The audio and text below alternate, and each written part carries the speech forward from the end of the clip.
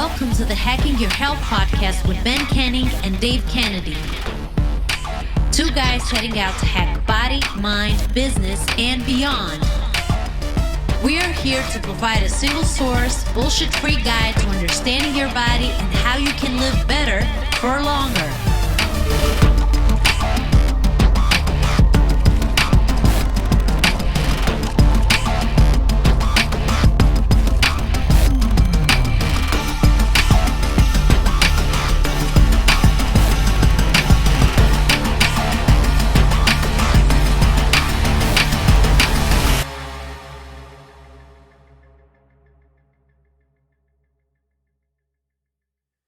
Hey there, everybody. It's just Dave Kennedy for right now.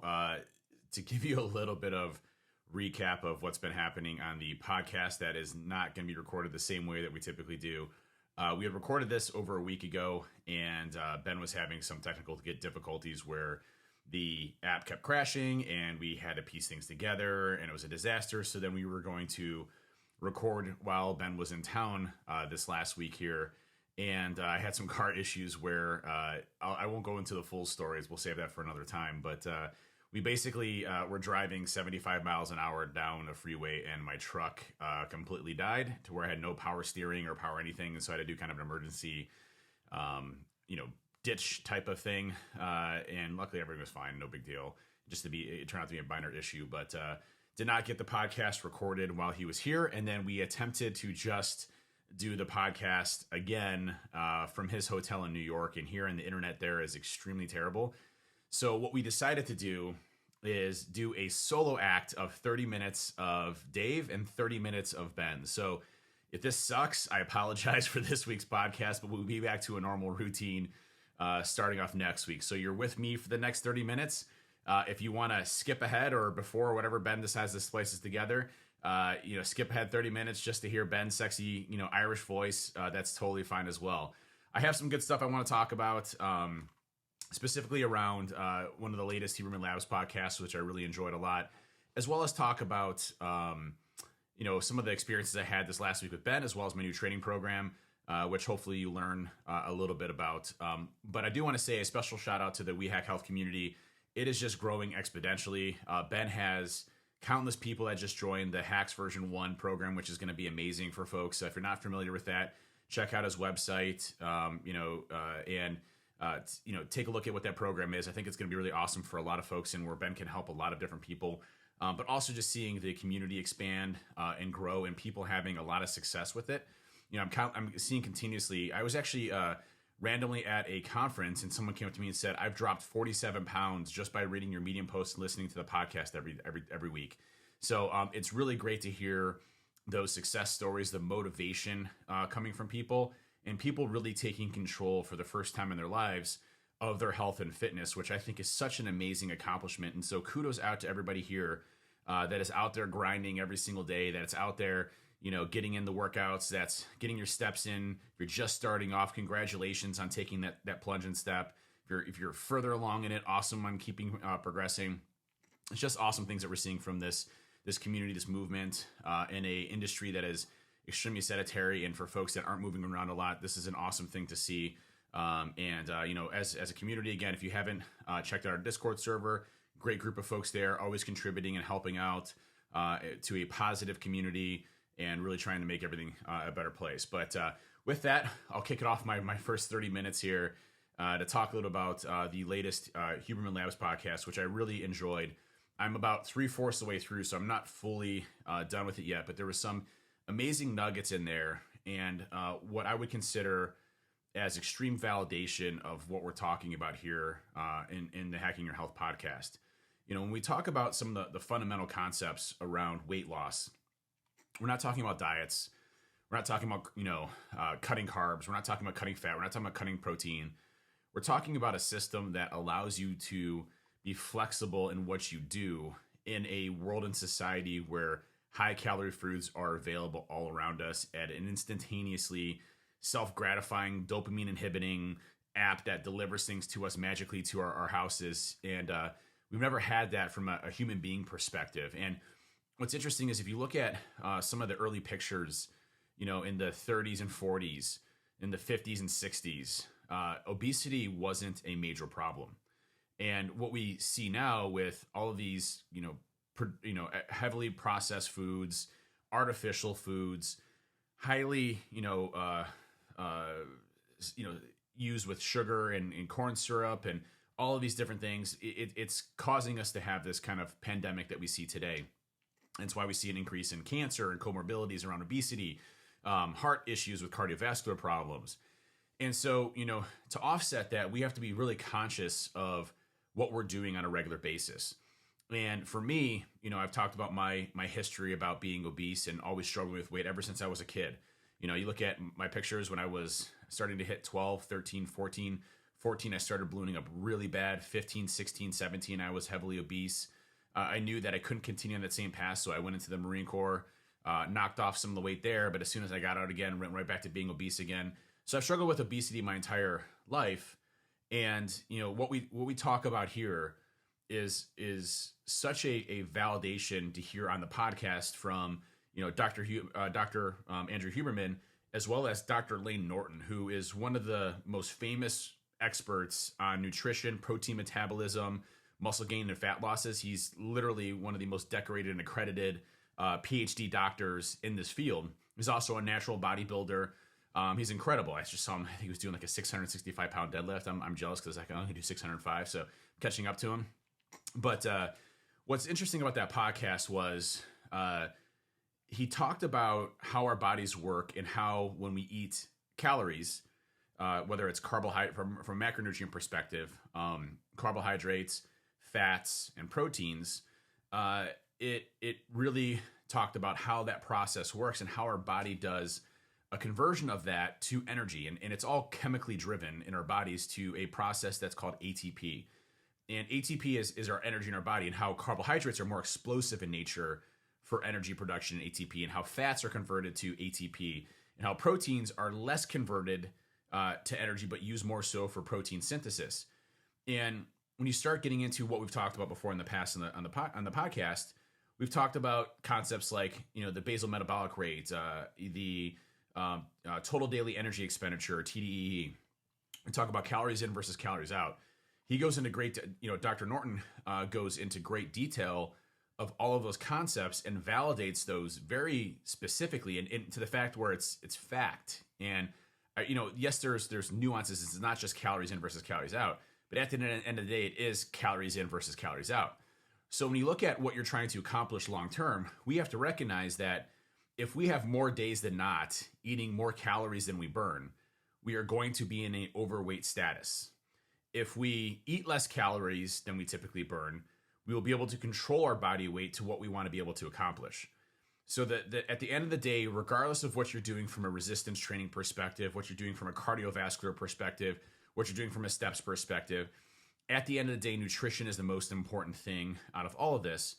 And making sure that you have a good breakdown of macronutrients and making sure you have a good breakdown of what's going into your body is really important. Now, it's not to say that you're not going to have days where you have more calories you consume than you burn. It's going to be hopefully more better days than not.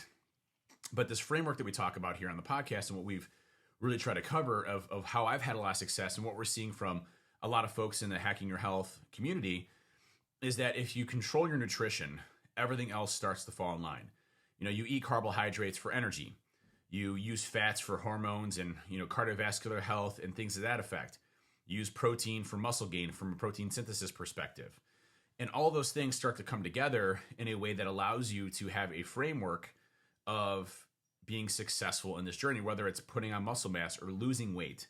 So these are key things that I think, when you listen to this podcast, and it's the latest episode, it just got released November 7th. And it's Dr. Layne Norton, The Science of Eating for Health, Fat Loss, and Lean Muscle. It's episode 97. I highly recommend taking a listen to this because, it goes into the scientific research, how our bodies work, how ATP works, and how calories in versus calories out is literally fact. And at the end of the day, yes, there are certain things that we use for calories, like protein, for example, may not be fully converted from 100 calories perspective. Might it be 60 calories that we actually end up burning from a calorie perspective? But at the end of the day, having a baseline is really important. I also thought what was really interesting about the podcast is he said that the nutritional labels that we listen to or that we see aren't always accurate. In fact, they are allowed to have a 20% variance. But he said, listen, he's a huge advocate of counting calories. And he said, listen, if you're eating the same types of foods day in and day out and you're still gaining weight, well, you need to shave calories. And maybe the accuracy of that thing that you're scanning isn't purely accurate, but based on weight loss or, measurements or things like that it's not necessarily working for you. You need to continue to cut those calories up to lose the ideal weight. So, it was validating all of the things that we had talked about, several times on the podcast around, hey, what's your total daily energy expenditure, on a regular basis? And if you're not familiar with that, check out our previous podcast or just go to wehack.health and go to the resources section there. And there is a total daily energy expenditure calculator that you can use, and you enter in, gender, you enter your weight and height, your age, and it will calculate what your total daily energy expenditure is. Now, this is just a starting point. As you start to track calories, if you're not losing the ideal amount of weight, you need to shrink those a little bit more. And I'd only recommend, 100 to 200 calories per week, or per day, that you'd be subtracting. That's the most I would go. And then continuously do it over time to see, to get those desired results. But it was a really cool podcast. He got into a lot of the different diets that are out there, ways of eating, and some of the health benefits of intermittent fasting. We've talked about this before on the podcast, but intermittent fasting does not have any additional benefit of weight loss than calorie restrictions. But it is great from a digestive perspective. It does definitely have some health benefits. So there's some definitely good things about intermittent fasting. And I've known a lot of folks that have a lot of success with intermittent fasting because it restricts them from eating during specific periods of time, and it's an easy system. So maybe your feeding window is only from noon to 8 o'clock at night, and that's the only time that you're allowed to eat, and you stick to that, and that restricts your calories in a way that doesn't require you to count calories. So there's a lot of different ways of looking at it, but I thought the concept behind the macronutrients, how they produce energy, your total daily energy expenditures, how you want to lose weight, as well as how he broke down a lot of the different areas inside the podcast was just really fascinating. So I highly recommend taking a look at that. It gets into post-exercise metabolic rates, appetite, gets into exercise routines, weight loss versus maintenance. Gut health and microbiome is becoming a major area of research right now because they're starting to link a lot of things like aging, ailments that we have in our bodies directly to how well our gut microbiome is, and how we can kind of improve that. Gets into plant-based diets and artificial sweeteners and a bunch of other stuff. There's just so many topics. It was like a 3.5 hour long podcast. But it literally is a masterclass probably in everything that you need to know about energy, nutrition, macronutrients, exercise, staying away from processed foods, and a lot of other things. One of the other things that they mentioned on the podcast too was the Carbon app, which I wasn't familiar with. And I use MyFitnessPal. I've used MyFitnessPal for over 800 days straight. Haven't missed a day. It's kind of a thing that I focus on as a staple. And with MyFitnessPal,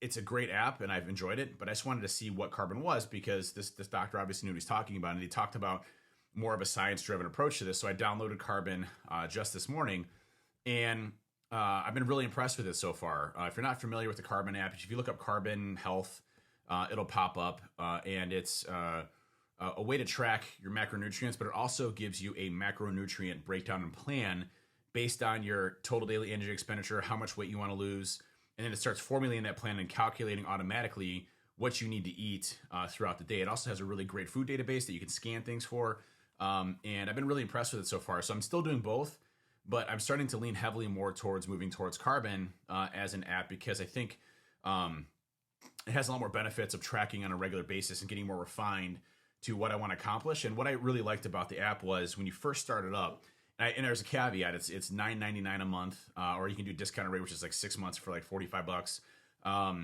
But it obviously, so subscription based, you have to pay for it.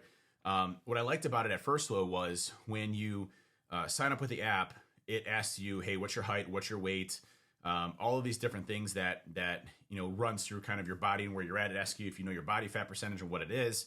That's usually unless you've done a DEXA scan or something like that, you're probably not going to know exactly how much body fat you have, but it'll still calculate that for you. And what I really liked about it was as soon as I put in all that data, it had built me an automatic macronutrient plan, calorie plan for calories in versus calories out. And it was basically spot on from what Ben had given me, which is a good testament to Ben that he knows what the hell he's doing. And obviously, after several years, I can attest to that and a transformation that I've had here. But what was interesting about it was, it put me at about 2,100 calories a day, 208 grams of protein, about 171 grams of carbohydrates, and I think it was like 65 to 70 grams of fat. And I really like that approach because, from an energy expenditure perspective, the carbohydrate is going to give me the most explosive amount of energy in ATP. The fat is still necessary, still can convert to ATP as well, but also really good for, lubrication of your body joints and things like that, your heart, hormones, that type of stuff. So you don't want to cut out fat. It's still very important in your body. And then obviously the protein intake based off of what your current weight is, and then your percentage of body fat. You typically want 1 gram of protein per lean of a pound of body mass. And so they had put me at anywhere between 208 210 grams of protein, which is typically where I stay at. I usually go from 205 to 220 as a baseline of grams of protein that I use. And so it kind of mapped out exactly what I'm doing today already, which was really cool validation wise. And what I thought was really awesome that kind of blew my mind was everybody wants to lose as much weight as fast as possible, right? So, you go on these diets and you're trying to lose 50 pounds in 2 months or, 2 weeks or whatever the hell it is. And what was really cool about it is if you took the slider and said, what's your desired pounds that you want to lose per week? And it starts at I think 1.5 pounds. And if you slide it to past or 2 or above, it gives you a big warning saying, hey, just so you know, you're going to be losing muscle as part of this. You shouldn't be doing more than 2 pounds a week unless you want to lose muscle as part of that. So a good, breakdown of that is saying, hey, I don't want to lose muscle, but I do want to lose fat. So what's a good balance between the macros that I need while tapering fat loss and increasing muscle mass or maintaining my muscle mass as I go through this? And so there's some really cool approaches that Carbon had taken through that I thought was really good.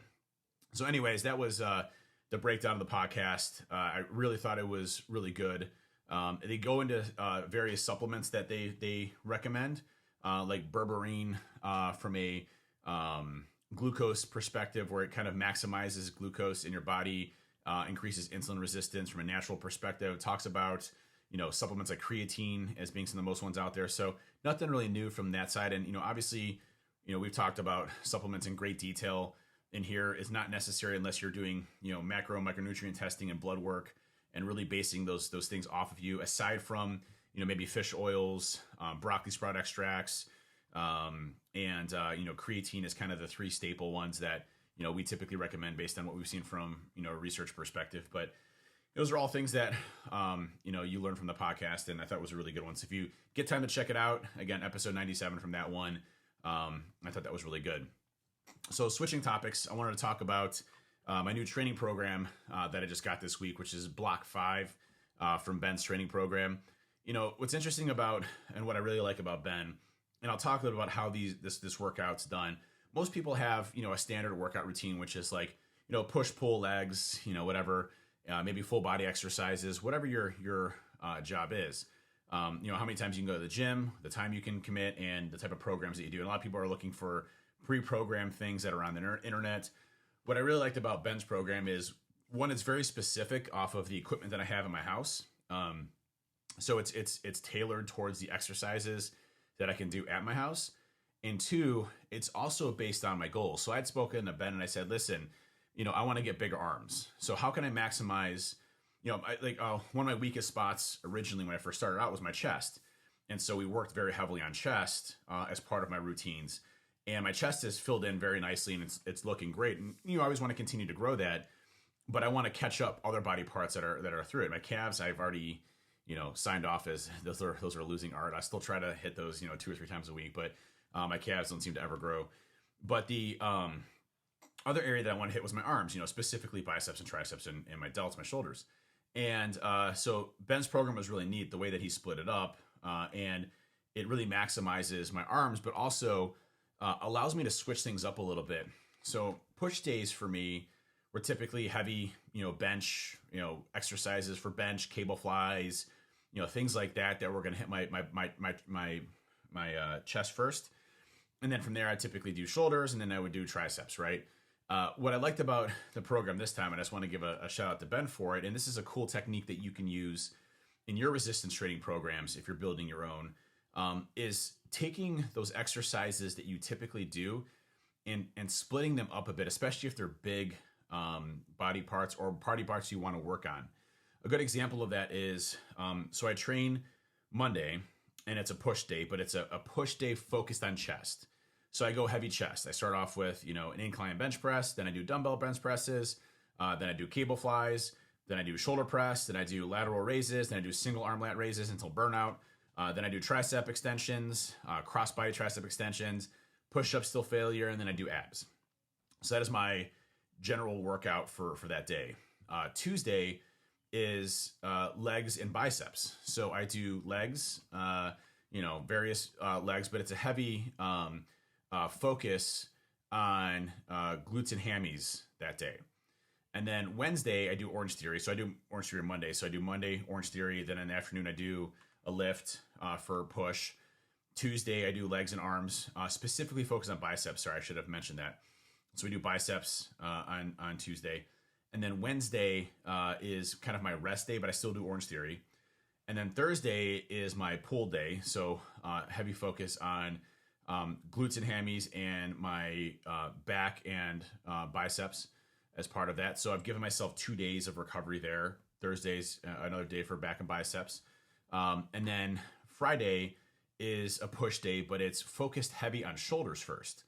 So switching it up from chest to shoulders, heavy shoulders first. So I started with a heavy log press, which is this big log bar. You can get them off of Rogue. I love them. It's a neutral grip, big ass log that you're basically steel log that you're lifting up above your head. I think you can get different versions. My version is like 80 pounds base, and I usually throw a couple 25s on there on each side. And so, you're doing overhead presses heavy as heck, 6 to 8 rep ranges, typically with a back offset of 10 to 15. And then I go to, military press. Then I go to single arm shoulder press with, on the landmine. Then I move to chest. So my heavy focus that day is shoulders. I'm still hitting chest. I'm still growing chest. But my focus that day is on shoulders. And obviously I hit triceps last. Since it's a small muscle group, I'm not going to usually use that as a main focus for that time. And then Saturday is, again, legs and biceps. So I do heavy quad focus that day. Also a combination of deadlifts and things like that as well. But heavy quad focus that day. And just, all around really good, well-rounded thing. But I'm only lifting, I say only, but I'm lifting 5 days a week with 2 days of HIIT training.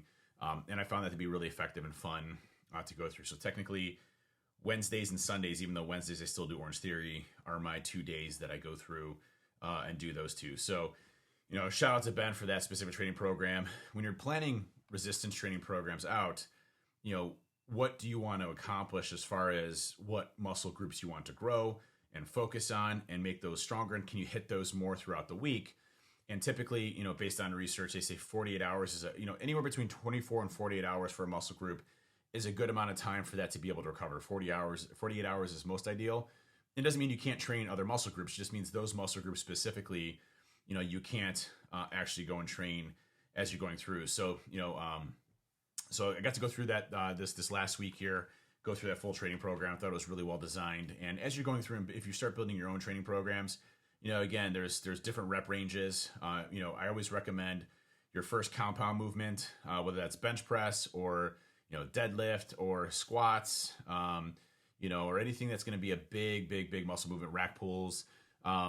I'd recommend going heavy on those, anywhere between 3 to 6 or 3 to 8 rep range in those, and going heavy.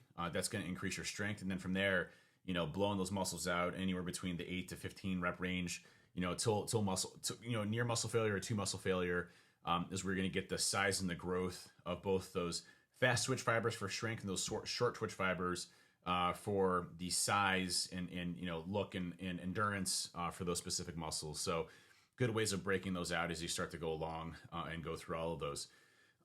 Last thing I'll hit on is just talking a little bit about the week that I had with Ben here. And what I really like about having somebody with you and having to sit there with you as you're going through exercises is you try different exercises, you try different ways of hitting your muscles in a different way. And then, your training programs kind of come back a little bit different. So one of the exercises that I really like is you basically it's a lying down, cross body lateral raise.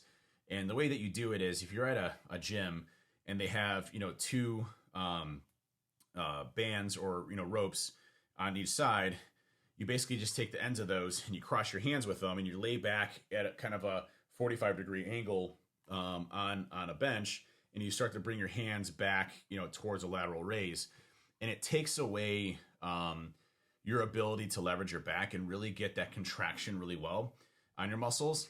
Also, one of the things that I've been really focusing on as part of that mind-body connection and muscle is not giving your muscles time to rest. And if you watch any of Jay Cutler's videos, who's a real famous bodybuilder, I really enjoy watching his form and techniques. It's kind of unusual. What I mean by unusual, he's fast. He usually just stays in the 12 to 15 rep range. And like his shoulder presses are like barely above his head. It's like not, fully going up. But what he's doing, and what I find really interesting is when if you're doing a shoulder press and you're coming up and you go all the way up and you're kind of almost locking your arms up, you're giving your shoulders a break at that period of time to relax and recover slightly. And you want the most time under tension. So, what Jay focuses on is ensuring that there's always consistent resistance on his shoulders and never giving it time to relax. Same thing in your chest and everything else. You're going for a bench press, never fully locking out and continuing that pressure on your chest. So, as you're going up, not fully going up and keeping the tension on that muscle as it's going up and then slowly coming down to continue that contraction of the muscle. So some of the things that I've been focusing on very heavily as of late is really trying to focus on as much time under tension and focus on all those different things that I can do. And it's always great having a partner. One of my buddies, Chris, has been coming over as a friend of mine, has been coming over and we lift together. And it's always cool being able to see each other lift and work on each other as things are going along. So having a motivating partner that knows what they're doing and can help you out as you're going through too can also be beneficial. So if you have the ability to have a partner at the gym, that's also a great thing. Although our lifts, a normal lift might take like an hour, hour and a half. Ours usually take like 2 hours because we're always just BSing and having a good time, which is totally fun. And I love doing it. So, shout out to Chris as my lifting buddy here, that I usually have. Not to be confused with Ben as well. There's plenty of trainers, plenty of friendship times in training in this, in my heart there. So, but having some good times with lifting with buddies and getting that muscle contraction going as we go along. Last thing I'll hit on as we go through this is I just wanted to have a last discussion very briefly on motivation, because I think motivation is probably the single biggest thing that you can do to keep yourself going in this journey. And if you lose motivation, you lose your drive. It's one of those things that can really be detrimental to your health. It can be detrimental to your program. It can be detrimental to your discipline. And so, I'll just give you an example of today that happened. And just to give you an example of pushing through it. So, sorry, my screen went off there for a second there. So with today, I had to wake up super early at 5:30 in the morning, which I'm getting more used to again in the mornings, but I still don't like it that much. But I had to get up at 5:30 in the morning and go to Orange Theory. Now, I every part of my mind was saying, listen, dude, it's one day. You got a push day this afternoon. Why don't you just sleep for another hour and a half, just go do your push, and then maybe just go out from extra steps and skip Orange Theory. Like everything was saying that to me. And I look up and I'm like, no, I don't have an option. I have to go to Orange Theory. You hear this commonly from me if you listen to the podcast, but I'm one of those guys that is like, no, I have to go to Orange Theory. So I got up begrudgingly, got changed, and I went downstairs. And you know what? So one thing that I've always talked about is if you get your lifts done early in the morning, it has the effect of already having an established positive day. You're having a positive day because you've already accomplished something. And I came downstairs and my kids were getting ready for school, which I don't always get to see because I'm not always up that early. And, at this point, it's like 6 o'clock in the morning. And my daughter's listening to Christmas music. She comes over and gives me a big hug. My two boys come over and give me high fives. We're all talking about how we're going to have a great day. They gave me hugs and they go out the door to school, and I leave for Orange Theory. And funny story of Orange Theory, there's a guy next to me that totally looked like he was trying to beat me. Real athletic build, more of a runner, long distance runner. I definitely beat him. Just throwing that out there. Even though if he wasn't competing with me or not, I didn't care. I got out of Orange Theory. I pushed myself really hard, and I sat in the car, and I was just happy. I was happy because I had overcome my laziness. I had overcome my mind telling me, no, just sleep in. I didn't give myself an option, and there's no reason for it. My recovery was good. I had gotten good sleep. I had done all the right things that I was supposed to do the day before. It's just I didn't feel it. And I overcame that. I was like, listen, I'm going to go and do it, and I'm going to make myself a better person. And at the end of the day, that's what differentiates us between success and failure. It's fighting yourself every day to say, listen, I don't have a choice in this. I'm going to go and do it. I'm going to do myself better. I'm going to be better today than I was yesterday. I'm going to be stronger than I was yesterday. I'm going to be faster than I was yesterday. I'm going to eat better nutritionally than I did yesterday. It's that drive and that discipline that we have to have in ourselves that allow us to succeed and move forward. And I know all of you can do it, and you're already doing it. I see it in the Hacking Your Health community. I see it with all these people having some amazing results that they never had before in the past. Stay in the system that allows you to be flexible, that allows you to have days of failure, but hitting right back on it. I saw 2 people today that said, I am so happy today. It's the first time I've been able to hit the gym because either A, I had surgery, or B, I was sick this last week. I'm so excited to get back to the gym. I'm so energetic to get back to the gym. That drive will continue to make you successful.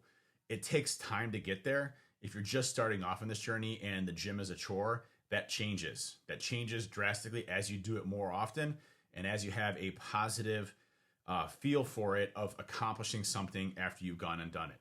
And you continue to do that over and over again, your brain will eventually say, okay, I give up. I'm going to go and do this. I like it. Let's continue to do this more often. But believe in yourself, do yourself a favor, and continue to push through that discipline. You don't have a choice. You have to do it just like you brush your teeth, just like you put deodorant on. You have to get that lift in. You have to go get that cardio, and you have to go get those steps in. You have to eat nutritionally the right way. Those are the things that are going to make things a lot better. The last thing I'll cover really quick here, and it's just a 2-second story, is I decided to take Ben to a haunted house, and it happened to be probably the worst weekend for Ben to come here. And obviously for me, we do things in extremes. So I was like, hey, I'm not going to take Ben to just a, blah type of haunted house. I'm going to take him to the most haunted house, the most scariest haunted house here in Ohio. And it happened to be a week that was called Blackout, where they shut out all the lights and you get this little tiny rinky-dink flashlight. And then I also bought touch passes, which that means it can throw you around. I will say that both Ben and I definitely sounded like a bunch of little children, screaming and yelling and being scared and being thrown into walls. And the one that got us both the worst is we went through this little car section, and there's a guy that starts chasing us with a chainsaw. Ben starts running, and then a second guy comes out with a chainsaw, and they corner Ben, and they basically start touching him with his chainsaw. He jumps up onto me. I jump up as well, and we're basically like a bunch of 2 little kids screaming at the top of our lungs. These grown adults that are these big muscle building, type of people that are supposed to be tough and everything else. And these 2 probably teenagers with chainsaws totally are terrifying us. So it was a great experience, and Ben got definitely acclimated to the American way of doing haunted houses. And it was a great house. It's called Chippewa Lake Slaughterhouse. I took my son there the day after, and he handled it. My son handled it 10 times better than the both of us. There's no question about it. He was like, Dad, it's scary, but this is awesome. We were like, please don't hurt us. It was fun. So good times. But hope you enjoyed this half-hour part of the podcast. Hope you enjoy the next half hour of the podcast. I apologize profusely for this awkward format for this week, but we'll get back to normal next week and bring you back some good dialogue between Ben and I. But have a great time. Listen to Ben coming up next, or if he was first, if we decide to put me first or him first, it's totally fine. But enjoy the next half hour, or if you're already finishing up. Thanks again for listening to Hacking Your Health. Share us, our hashtag WeHackHealth on Twitter, Instagram, social media, Facebook, etc. Share us to your friends and family if you're enjoying this, and we'll catch you back next week. Later on.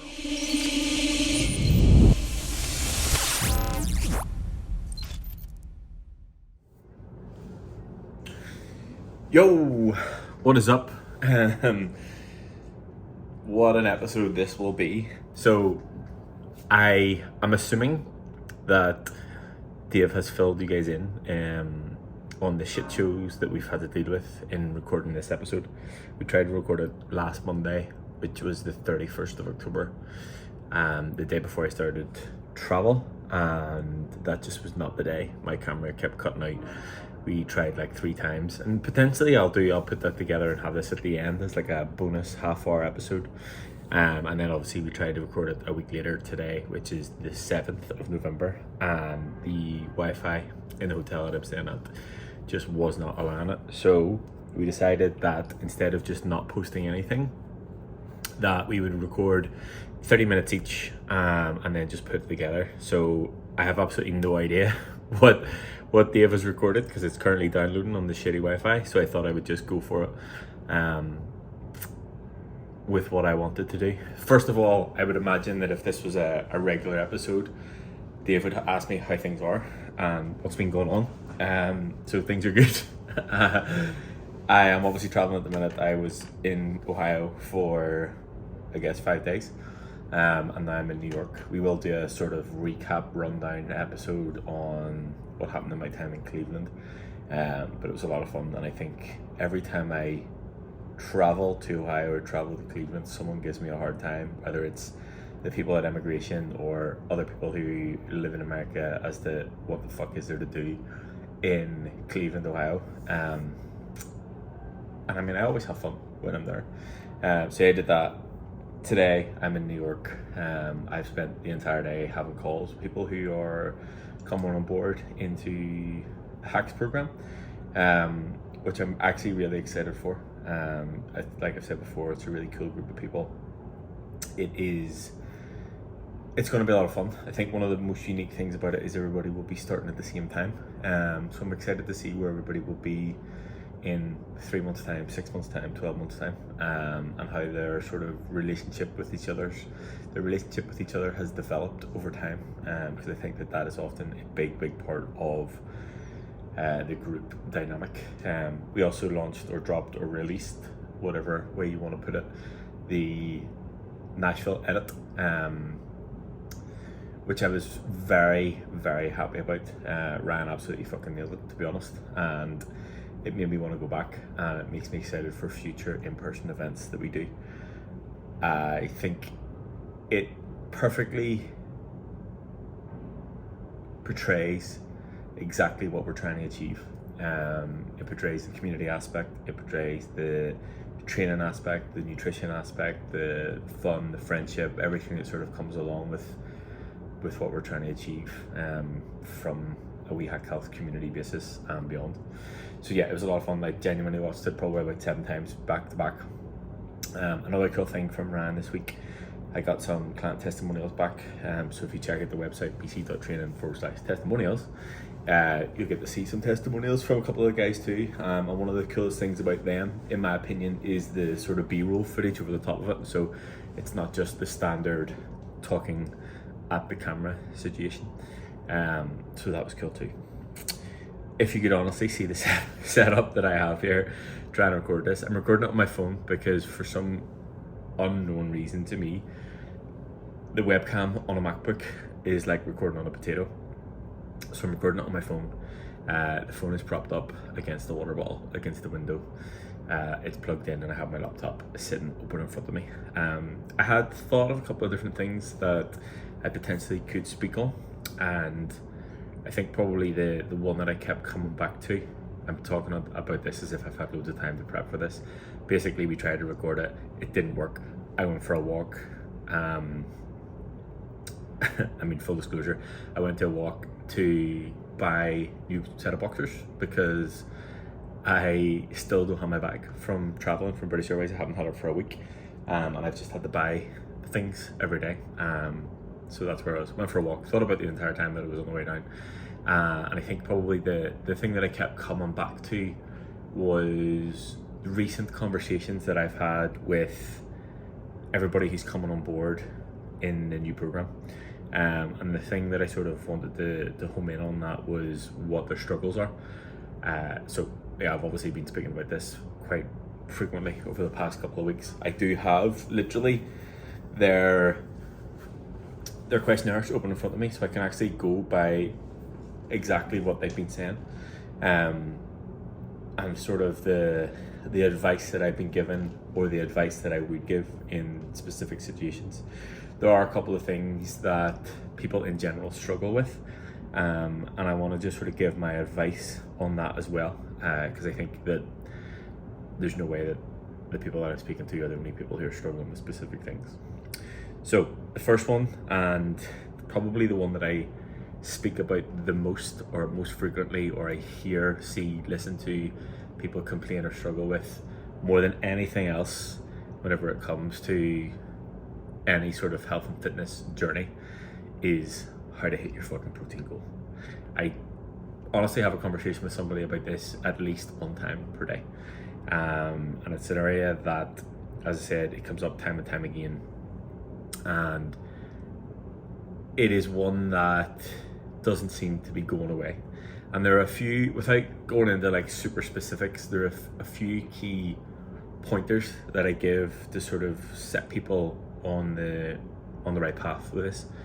The first one is, look at your protein goal and divide it between the meals that you have. So instead of, I'll talk 200 grams for example, because that's what I do. So if you have 200 grams of protein and you split that across 4 meals, that's 50 grams of protein per meal. If you split that across 5 meals, it's 40 grams of protein per meal. And if you focus on it as a per meal basis, it's much easier to manage and navigate that.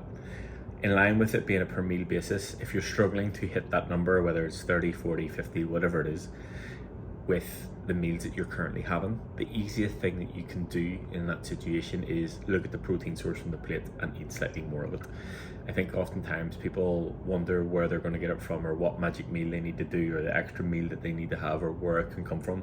When in actual fact, if you focus your meals around a protein source, you're already having a protein source, and you just have a little bit more of that. So whether it's you're having 3 eggs, have 4. If you're having 150 grams of chicken, have 200 grams of chicken, whatever it needs to be, 6 ounce steak, 8 ounce steak, whatever.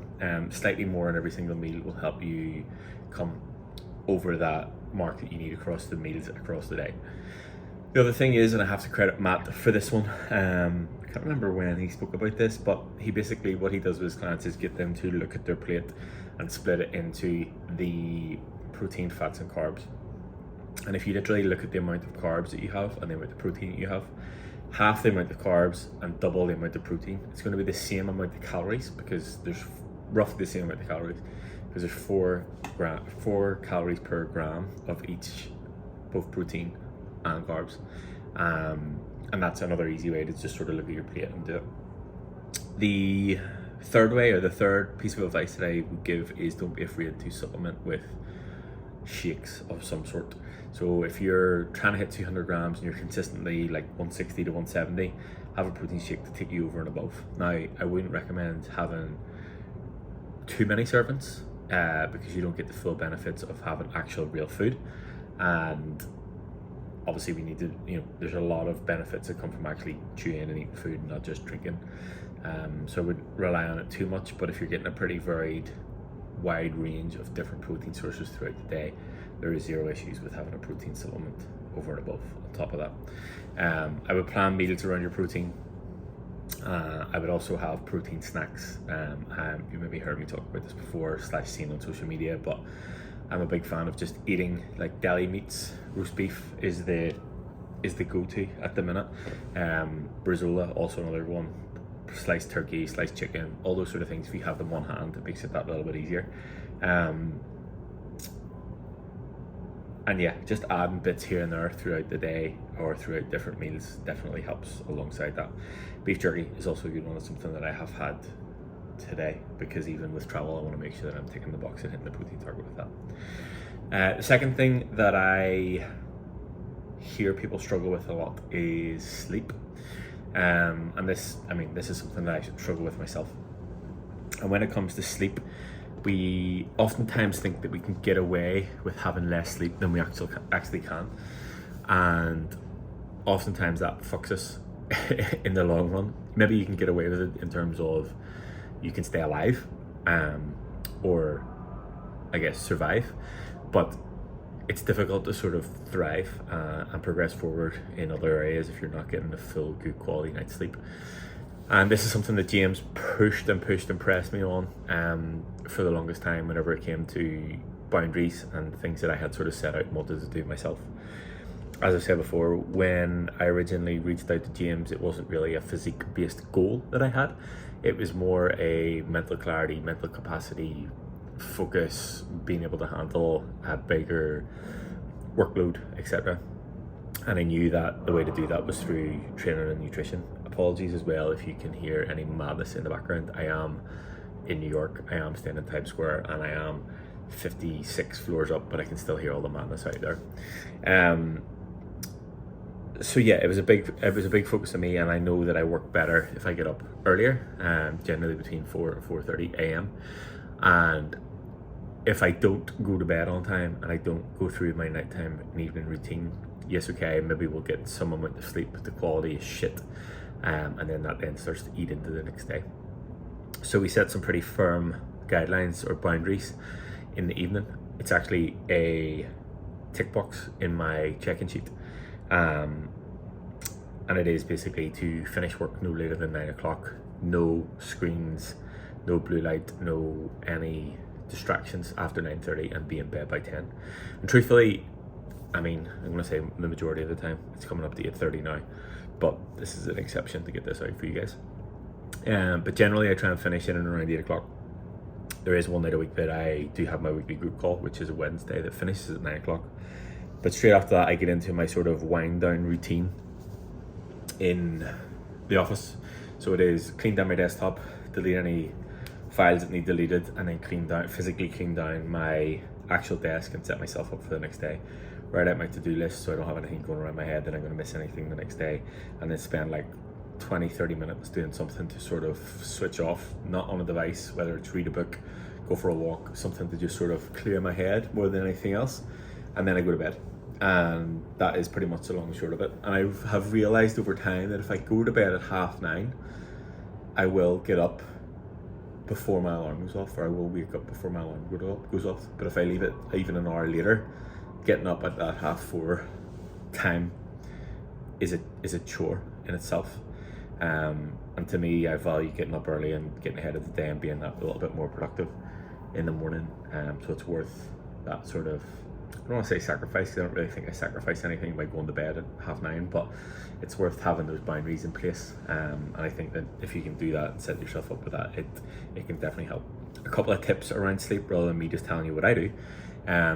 Number one is definitely have some sort of physical to-do list written out. Because I think sometimes people go to bed and they haven't sort of fully switched off from work or whatever it is. And oftentimes that's just ideas circling around their head, or I need to remember to do this, or I have to send that email, or I'll talk to that person tomorrow. And I sure as shit know that no matter what it is, no matter how many times I think about it, no matter how many times I've been in this position, if I'm lying in bed and something comes to me and I think I'll remember that in the morning. Not one time ever in my life have I remembered that in the morning, so it needs to be written down. If it's not written down, it's not my to-do list, it's not getting done. And to-do lists and productivity is another podcast that Dave and I will record. I was talking to a client earlier on, and I was just talking about my to-do list, and he suggested that would be a good sort of podcast on tips on how to be productive and how to sort of switch off and things like that. So that'll be a whole other episode in itself, where actually both of us are here and it's not me just sat on my phone having a conversation.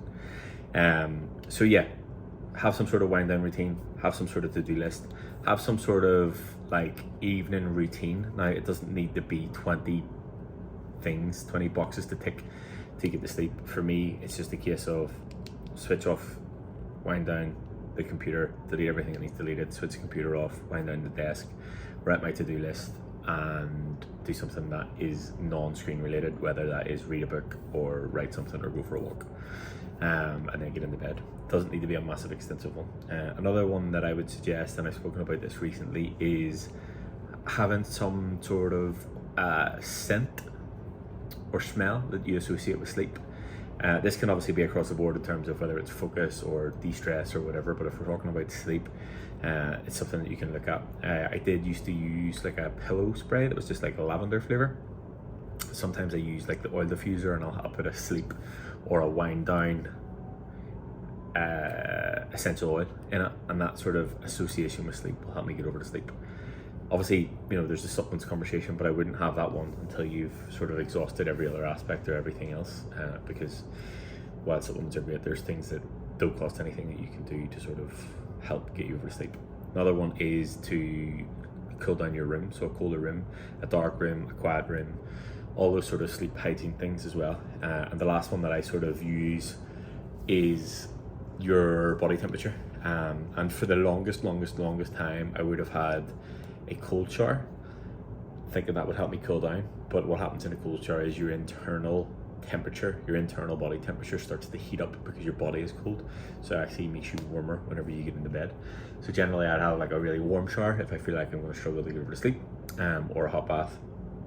And then what that'll do is my body will start dumping out the heat because it thinks my body's really warm. My internal temperature will cool down, therefore my body temperature will cool down, and therefore it will help me get to sleep quicker. So being cooler, quiet, dark room will definitely help on all those fronts. Obviously, one throughout the day to keep an eye on is your caffeine intake. Trying not to have caffeine, depending on how sensitive you are to it or how much you tolerate it. Try and not have caffeine after like 2 o'clock at the absolute latest. And I know there are people who be like, oh, I could have a cappuccino or an espresso and then go to bed, blah, blah, blah. Yeah, same, me too. But my sleep quality and the quality of sleep that I get and the amount of time that I spend in deep sleep or REM sleep is shit compared to if I have that sort of wind down routine and I don't have caffeine so late going to bed. So it's not necessarily about can you get over to sleep, it's the quality of your sleep that you get. It is the amount of deep sleep that you get and all these other aspects that sort of come into it. So sleep is a big one as well. I'm conscious of, I have no idea how long I've been recording for, so I'm just going to go through a couple of these as well. One thing actually that I've spoken about quite a bit today specifically is people being discouraged in a muscle building phase with progress versus in a fat loss phase. And I think that there's a couple of sort of points to elaborate on this. Number one being, in a fat loss phase, not that I'm saying it is easier by any stretch of the imagination, but in a fat loss phase, it is easier to stay focused. The process isn't easier, but it's easier to stay focused because you can see the results. There's a direct correlation of the work that you put in and the number on the scales, or how your body looks, or what your measurements are doing, and it's easy to keep you focused because you see those numbers changing. Whereas a muscle building phase or a surplus or whatever you want to call it, it's much more difficult to see things happen as quickly. The physical change is slow as hell. The weight change, the measurements, everything is very, very slow on the way up, especially if you're used to how quickly things happen on the way down, or how quickly things can happen on the way down. It's difficult to have that sort of mental switch over to a muscle building phase, and people have mentioned a couple of times today that they can sometimes get discouraged and they can sometimes think, fuck it, is this worthwhile? And then they just go down and spiral out of control. The thing for me that I sort of focus on whenever I'm making that switch is I put more of an emphasis onto my logbook and my training, and I use that as my measure of progress. And the thing about that is you can still see progress on a daily or a weekly basis depending on sort of where you're at within the phase. And if, for me, progress is progress. And I think that something I've come to realize recently is one of the main things that I enjoy about training is progress. It's not anything about physical change. It's not anything about specific to whatever the movement is or whatever the type of exercise is. The thing that I enjoy is progress, and that's across the board with a lot of things in life. But what I mean by that is, for me, I enjoy the feeling of being better today than I was yesterday. And you've heard Dave talk about this quite a lot, but I mean, if we go into what your logbook looks like and how you progressively overload in it, it's basically, okay, last week I did 10 reps at 200 pounds, this week I need to get 11 or 12, and then I need to up the weight, and that's how you progress. So it's progress in that factor. It's progress, as I've spoken about before, whenever I was in Ohio last time and I did Orange Theory. I'm not saying I enjoy HIIT classes or Orange Theory at all, but I did enjoy feeling better in that second session than I did the first time round. And even with the cardio that I've been doing sort of up until shoot time, I was doing 20 minutes in a day, and then I was doing 25 minutes a day, and then I was doing 30. I don't necessarily know that I would say that I enjoyed any minute of it at all, but I enjoyed feeling like I was getting better, fitter, able to recover quicker, whatever it is, I was feeling better overall. So it's being able to sort of switch your thought process on progress and where it's coming from, and differentiating between the fat loss and muscle building phase, because that's something that has definitely helped me and helped other clients that I've worked with.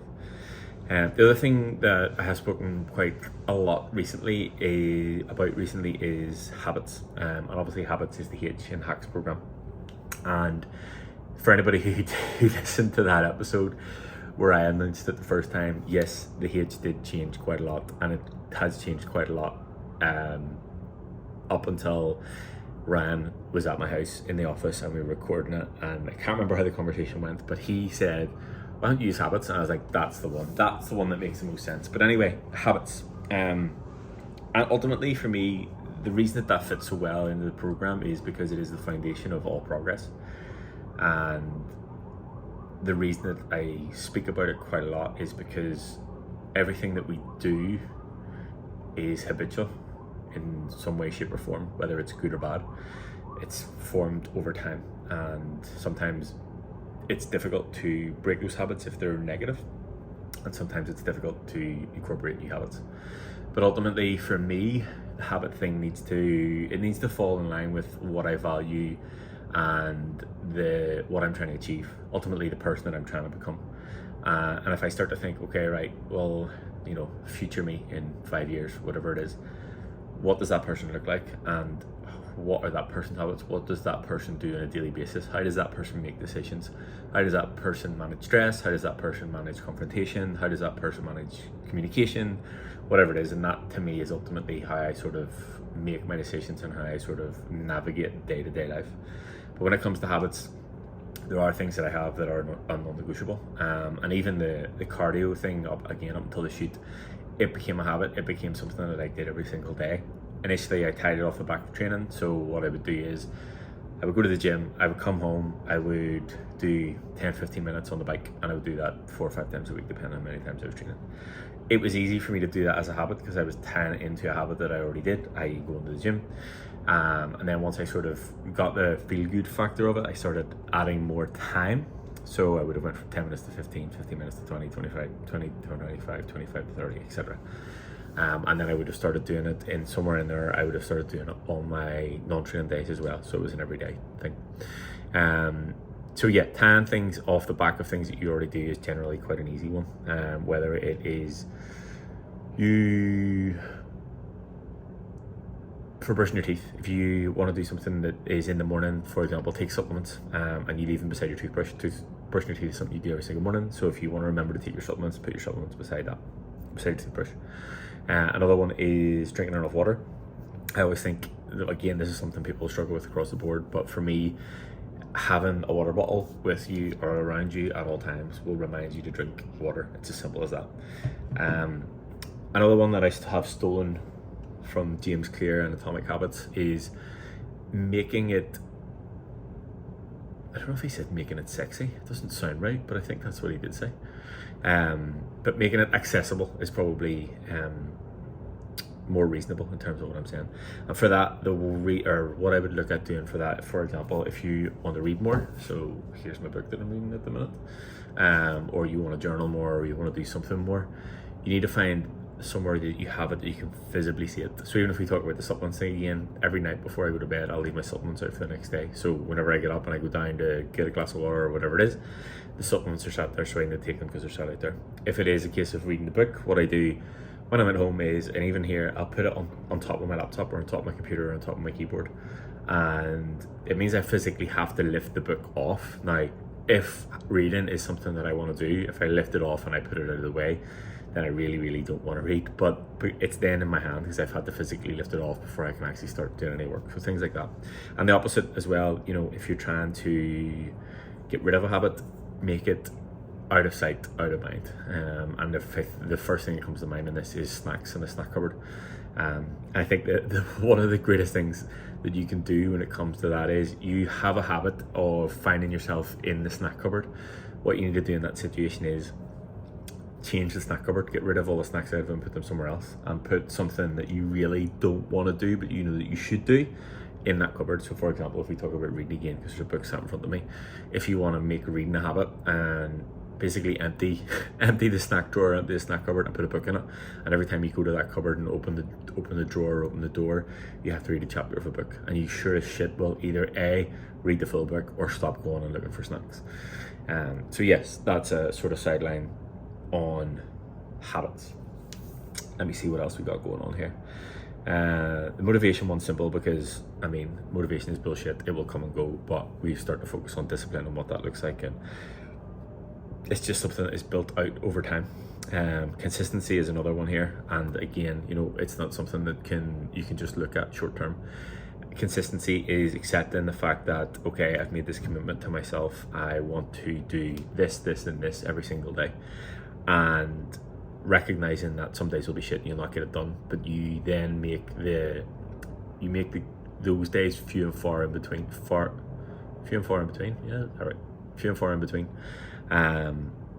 and focus on the days that you are getting it. So, you know, your habit before may have been that every weekend you would have went completely off the wheels, went mad on drinking drugs, and then had to start again on Monday. If that doesn't happen every single week and happens every other week or every month or every 6 weeks or whatever, I'm not recommending taking drugs, but you know what I mean, you get the idea. Then that becomes few and far in between, and the habit is not going out and doing that. So having that and building up the consistency with that, and recognizing that, you know, if we think about MyFitnessPal as an example, it gives you the streak number that keeps you sort of locked into it in terms of ticking the boxes, and if you don't tick that box, or you don't open the app, or you don't track your food, it takes that streak away from you, which is fine. And if you, like me, get fucked off of it after a while and you lose the streak, you probably are potentially not going to track food for a while. But I think it's the thing about recognizing that not every day is going to be a perfect one. Draw a line in the sand and get back on it the next day. And I guess if we sort of relate that to training, people are like, oh, I missed my training today. The rule that I have for that is if you miss it one day, you definitely cannot miss the second day. And it's as simple as that. You know, you just set yourself those boundaries or those guidelines or whatever it is. Another one here is eating. I eat like shit. That is, for me, that's more of a lack of education or a lack of knowledge. And I always put this one down to fault and responsibility. So the majority of us have the eating habits that we have due to the people who brought us up, our parents or whoever it was. And I think given the sort of difference in generation, parents years ago didn't necessarily have the information that we have now, so they weren't as well informed about food or processed food or junk food or whatever. So we all have these sort of natural eating habits that have been handed down to us, I would say, from our parents. But the thing that I tend to sort of focus or direct on that is the responsibility. While it is not necessarily our fault that we are the way we are, or that we have the habits we do whenever it comes around food, it sure as shit is our responsibility to change them, and if not for our own selves, but for the generations that come after us, because we have the knowledge and we have the resources, and we have the food is available, everything is available, and it's just a neglect thing more than anything if you're not making that conscious decision to provide a better future for, you know, your future kids or your kids if you have them or whatever. And that's something that I see time and time again, or hear time and time again, that it is, you know, and I'm asking people why they're here, and it is they want to set a good example for their kids. You know, they want to live a healthy lifestyle that includes looking after themselves, their training, their cardio, their nutrition, their recovery, everything in one bigger picture, so that they can be around longer for their kids, but ultimately they can lead by example with the hope that they will then live a similar or better quality life down the line. Accountability one is obviously a big one. The thing that I would say about that is, if you don't have a coach, get a coach. If you can't afford a coach, find a group, whether it is a group-based training, or whether it is a group online, or whether it is the WeHack Health community, or whether it's a friend, or whatever it is, somebody that you can hold yourself accountable to. And whatever way we're wired as humans, we don't have an issue with letting ourselves down, but we sure as shit will not let other people down, whatever way our minds work on that one. So find someone, and either whether it's a gym partner or whatever it is that you're trying to achieve, find someone to hold you accountable. I think that's another exciting thing about the group, because it'll be a group of people who are not only accountable to me, but they're accountable to each other, and they won't want to let the group down. And again, if I delve a little bit deeper into that, 90% of them work in a similar sort of industry, and whether it is a case of they potentially will have to see each other at conferences or events or whatever it is, I think there's a deeper level of accountability that comes with that. Partner one, in terms of like support from your partner, this is often a challenge that I see this one quite a lot, and a couple of things will happen.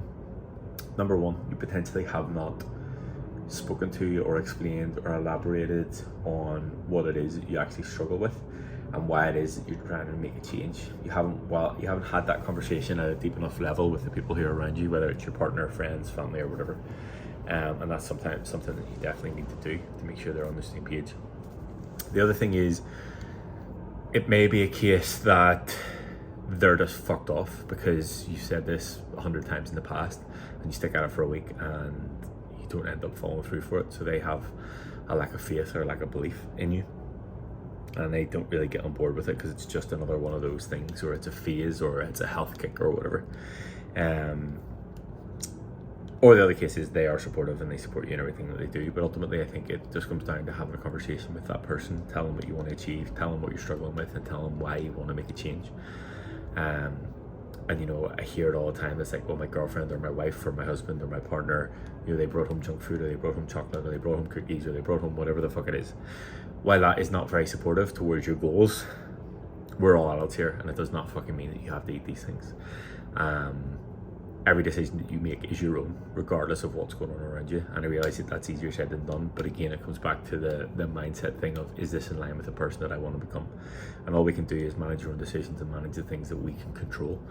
And ultimately, those decisions fall on you. So every decision that you've ever made up until this point has led you to where you're at right now, good or bad, healthy or unhealthy, fit or unfit, skinny, tall, fat, tall one maybe not so much, but anything else beyond that, every decision that you've made up to this point is what has led you here. But the good thing about that is every decision you make from this point will lead you to become the person that you want to become. And all we can do is lead by example, and if we don't have support from the people around us, then there is obviously the option to cut them out, depending on what level of relationship you have with them. Or if it's not that easy, you can just continue doing what you're doing, reap the benefits, and sure as shit we'll see people follow on from that. So yeah, support, have a conversation. If that doesn't work out, just do what you need to do and make your own decisions based on that. I think we're probably on for time there. See the reflection, 33 minutes. Yeah, we're good. Cool. I'm not going into any further ones. I guess thank you for listening. Thanks to everybody who listens to, and again, I've spoken about this recently. It's so funny having conversations with people about the new program, because it's like, oh, I've listened to every episode and this and that, and they talk about Dave and they talk about a previous conversation or this podcast and the things that help them, and it's so rewarding for me, because aside from today, I just enjoy having a conversation. It's just having a conversation with Dave. Today I'm having a conversation with myself, but it's just something that I really enjoy doing, and I'm glad that people are getting the benefit from it. I'm glad to see the community grow. I'm glad to see more and more people come on board, take control of their life, people losing 40, 50, 60 pounds, people putting on 10, 20, 30 pounds, whatever the goal is or whatever direction they're trying to go. And it's cool to see that it's just come from two guys recording a podcast, and the impact that can have, not only on them as a person, but the people around them and their close friends and work colleagues or whatever it is. So it's been very cool. So thank you to everybody who listens. Thank you to everybody who shares. Thank you to everybody who tags. #WeHackHealth. Thanks to everybody who is in the Discord. Thanks to everybody who's on social media. Just appreciate every single one of you. And we will continue to do this for as long as I see fit or can record a podcast. And even situations like today, total shit show, and it would have been easy for us to think, you know what, fuck it, we'll just not upload one. And now we're going to have this Frankenstein mashup of whatever the fuck Dave spoke about, whatever the fuck I've just spoken about, and I think I'll probably try and get the half hour that is recorded or was recorded last Monday and just put them all together. So thanks for listening. Over to Ben and Dave. I'll catch you next week.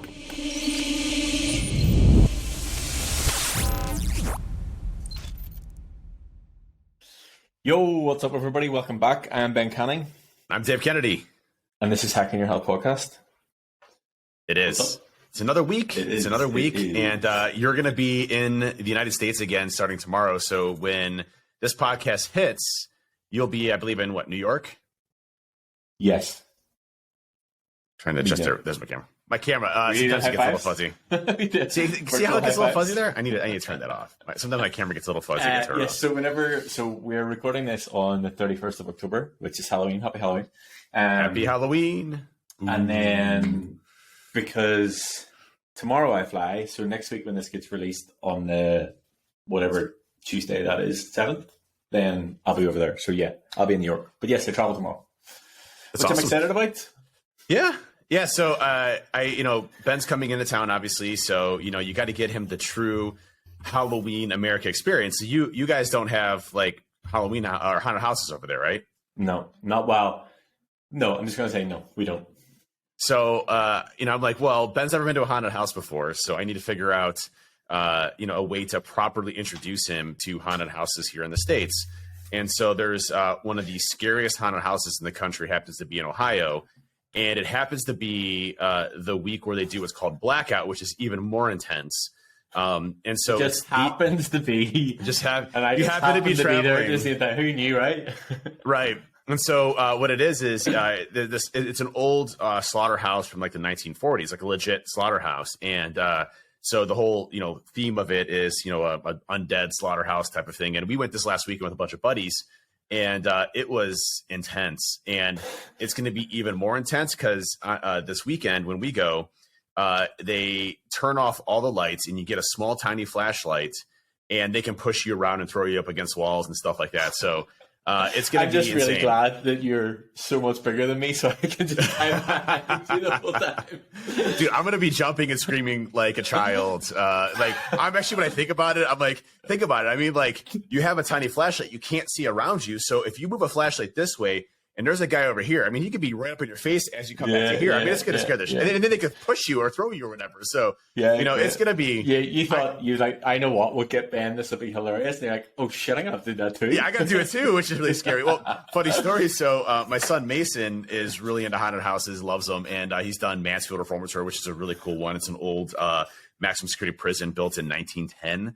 Nice. And that's where they filmed like the Shawshank Redemption. So they turned into this massive haunted house. He loves haunted houses. So, I'm actually taking him the day after on Saturday, but they're not allowed to do the touching and stuff like that. But it's still going to be the blackout thing. So Mason's like already freaking out as well. So I love haunted houses. So we'll see how this goes. I've never done the touch passes because, I don't want, a bunch of kids basically pushing me or throwing me around. I feel like that's like ridiculous. So, but I had to do it when you were here. So it'll be a first experience for both of us. Yeah, great. If I don't make it, if this is the last podcast that we record, that's what happens. I'm in the Chippewa Lake Slaughterhouse. We have died, and thanks for listening to our podcast. It's been a pleasure. It's been a good run. No, but I'm looking forward to it. We have some cool stuff planned. We're going to get a couple of sessions in, and we're going to do a coaching day at Trusted Tech, and we're going to go to, what is the name of the gym? Old School Iron? Old School Iron, yeah. Yeah, because there's another gym that I keep thinking of, and it's like Iron Religion or something, but yeah, Old School Iron. So we're going to go there. And yeah, I'm looking forward to hanging out. Yeah, Old School Iron, if you haven't listened to our prior podcast, it's one of the coolest gyms here in Cleveland. It's you can buy a protein shake, some merch, and then if you need any ammunition for your gun, you can get it all in the same place after training your biceps. Like, what more could you need? What more could you need, man? And it's, they got like 1,000 different machines. It's huge. It's probably the biggest gym that I've ever lifted in. And it's like old school bodybuilders. Like, there are some big boys in there that I've never seen before. So it's a lot of fun going out there and having fun. So it'll be good to get some lifts in this week, but I'm excited about it. Yeah, so, hey, how did the shoot go, dude? The shoot went very well. We're talking about photo shoot, by the way, not shooting. Not shooting guns. No, yeah. The photo shoot went well. So for anybody who hadn't clicked on or hadn't been listening, I was prepping for a photo shoot, which happened on Saturday. the studio, Bailey's studio. So Chris Bailey is like, he does the photos at like the Olympia and the Arnold's. Like, he's the guy that shoots all the professional bodybuilders. He's the coolest fucking guy you'll ever meet in your life. Flip flops on, like long hair, like downstairs in the, where I sent you the photo of the like cable stack. It's like, you can see downstairs, it's like just like covered, but not, it's see-through, but he has like 4 Harleys parked down. It's just badass. He's a cool guy. But anyway, the studio is set up like an old school gym, and they obviously have like the studio bit as well. But really, really fucking cool studio. Like, he's a cool guy, an incredible photographer. And as soon as like he had the camera set up, that it come up on the screen straight away, so you could see the images straight away. So it was a cool experience. The one thing I will say, in that sort of group environment, was it wasn't the usual photo shoot experience, I would say. So I would like to shoot with Bailey again. And I have actually booked another shoot with Martin for the start of December, so prep isn't over yet. But yeah, it was really good. And then I had some really good food, had some solid donuts, had a really, I don't know whether the burger was as good as I thought it was, or it was just because of the situation, but the shoot was good. Glad I did it. For anybody who's looking, I am not as bad a color as I thought. Yeah, you look, well, I mean, it's kind of hard to tell because you have like I got the purple lighting. It'll be funny though, whenever we're stood beside each other tomorrow and you're white and I'm not. I'm going to go get a tan just in case today. you maybe should. That's maybe not a bad idea. I'll actually send you the video or the photo that James sent me. So me and him got a photo taken. He's much taller than I am. I'm much wider than I was. And it's just a funny contrast because I look small, like short. And I'm not that short, but I look much shorter. But anyway, it was really good.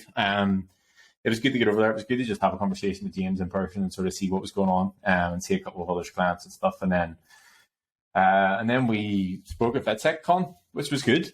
Yeah, we really did good turnout. I think we had like, I want to say like 45 people or so, which is a great turnout. And some great feedback, great communication. A lot of questions being asked. Yeah.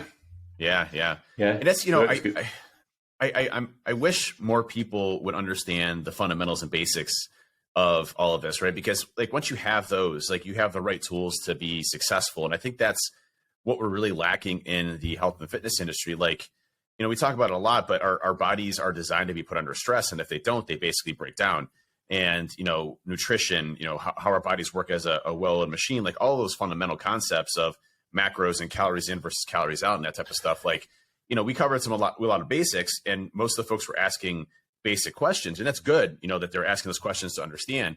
But, a lot of the questions were like, where do I go from a source or authoritative perspective to get a good understanding around the basics, basically, because there's so much, information out there that's misleading around, diets and fitness and taking supplements and all this other bullshit that, if you don't have the foundation around nutrition and regularly scheduled resistance training or cardio, whatever you're doing, you're going to have a hell of a time staying consistent with it. So, it was really good to go through that, and I really appreciate VetSecCon for having us. And I thought the talk went really good, and a lot of awesome. It's a good time that they had us back for a second year. Like, we must have done something.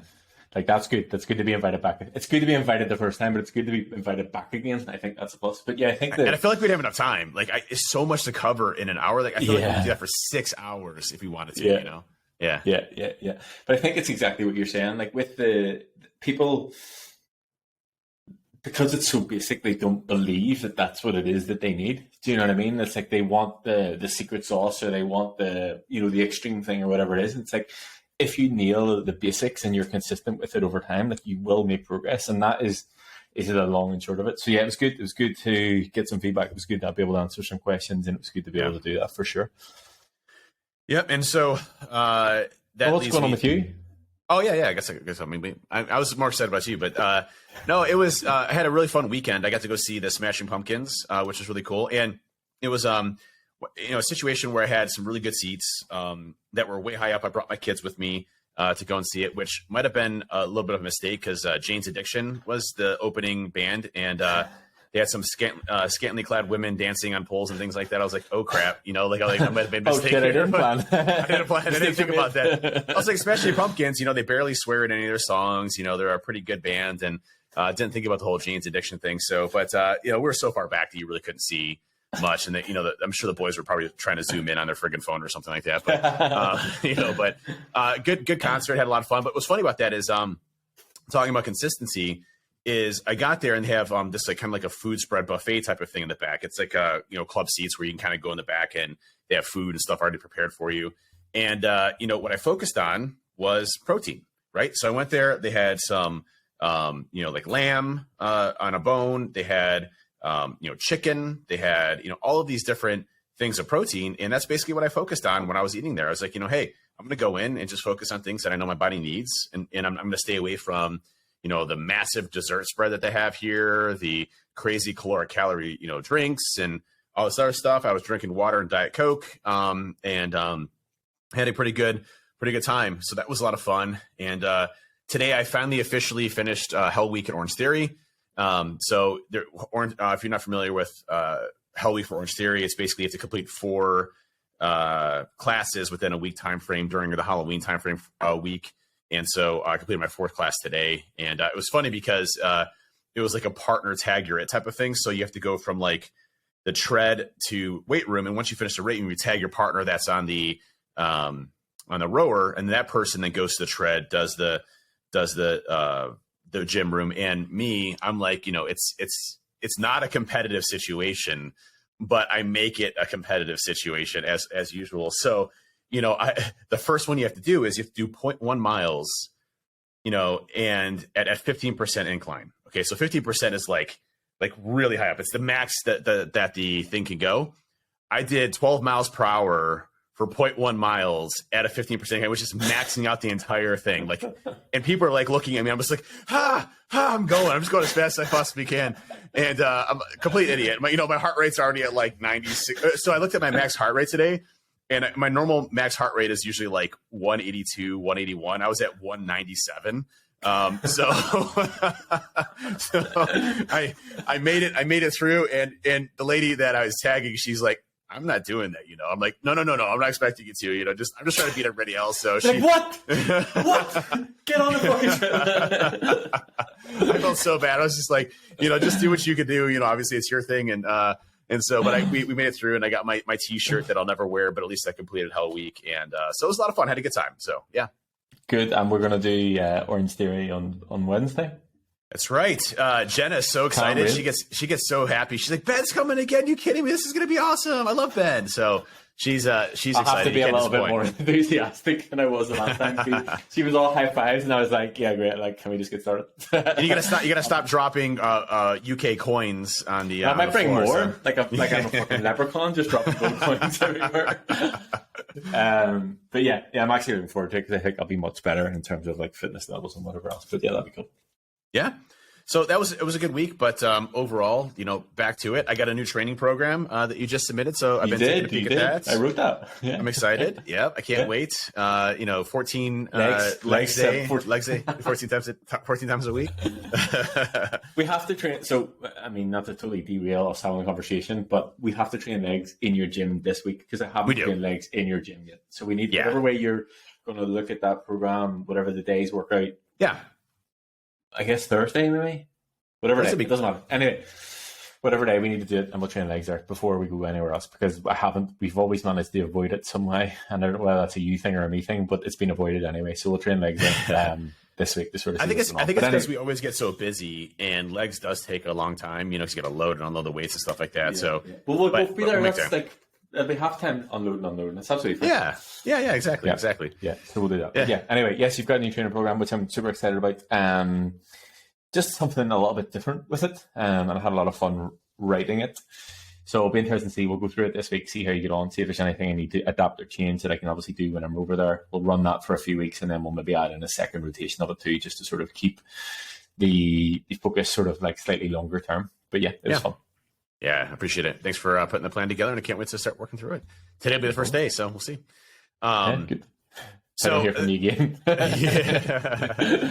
It's so funny because people on Twitter. Sorry to keep people on Twitter are like, "Oh yeah, it'll be brutal for him." I'm like, the only thing it would be brutal for Dave if I told him that he couldn't train anymore. Like if I was like, "You're just gonna have to do deload weeks for 6 months." That would break me. Yeah, that would break me. Yeah, that'd break me. Yeah, I'd be done. It's funny because like you think about things like if I ever needed surgery, my first question to them would be, how long am I going to be out of training? How long is recovery? If it's anything more than like 3 weeks, not happening. I don't care what it is. I'm like, nope. I'm good. I'm not interested. I'm good. I'm just gonna keep going. Like, what? But sir, like, nope. I'm like, sorry. If you could shave down my time window to like 2 weeks, 3 weeks max, I'll consider it. But anything more than that is not happening. So, and even at that, a week later, you'd be dying like, I'll just do bicep curls or something. Yeah, absolutely.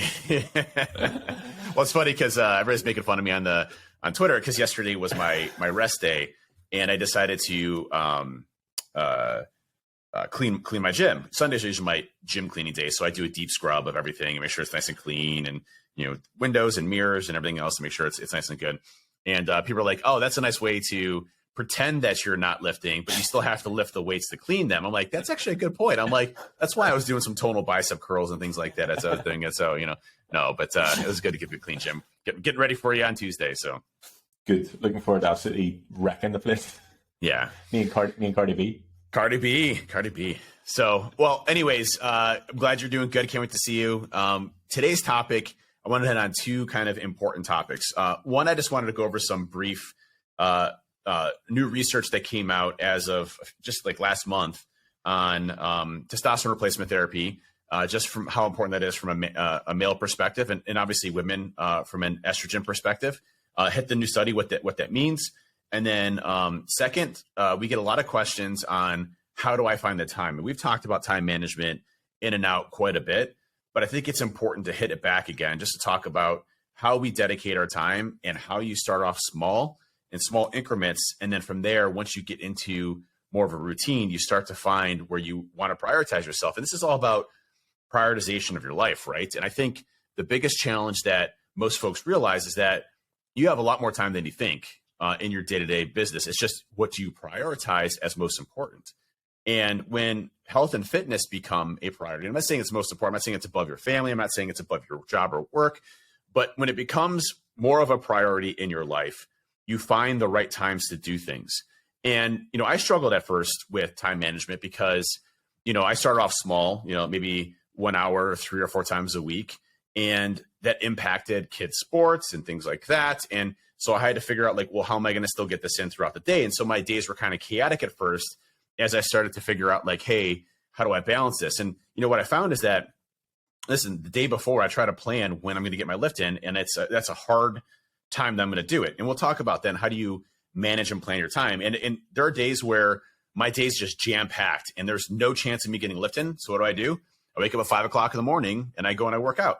So I know that I have to go to bed a little bit earlier and I need to wake up a little bit earlier so that I can get my lift in the morning and not deal with not missing lift. But it's never an option for me to miss my trading day. It just doesn't happen because it's a priority, just as being there for your kids to drop them off at a sports event or be there involved in their life, or mowing the lawn, or doing yard work or putting deodorant on. Those are all things that you have to do as part of your day to day, and it's a priority for you, obviously, because you have to do it. It's the same thing when we talk about health and fitness. This is a priority for you, and I'll tell you, the mornings. When we first started this podcast, you listened early on. My mornings were usually reserved for me to sleep, and I'd wake up, and I'd get a lift in the afternoon or during lunch, and I enjoyed that for a while. But what I found is that if I lift in the morning, I feel 10 times better lifting in the morning because I've already accomplished something strenuous. My body's already been, under duress and tasked with something to accomplish, and I wake up in the morning on a really good note. I'm already finished with something. I've already done something for myself. And now the rest of the day is already in a positive note. Even if I have a total shit day, I still accomplish something amazing that allows me to be there. So we'll talk about that. Anything to add to that? I think so.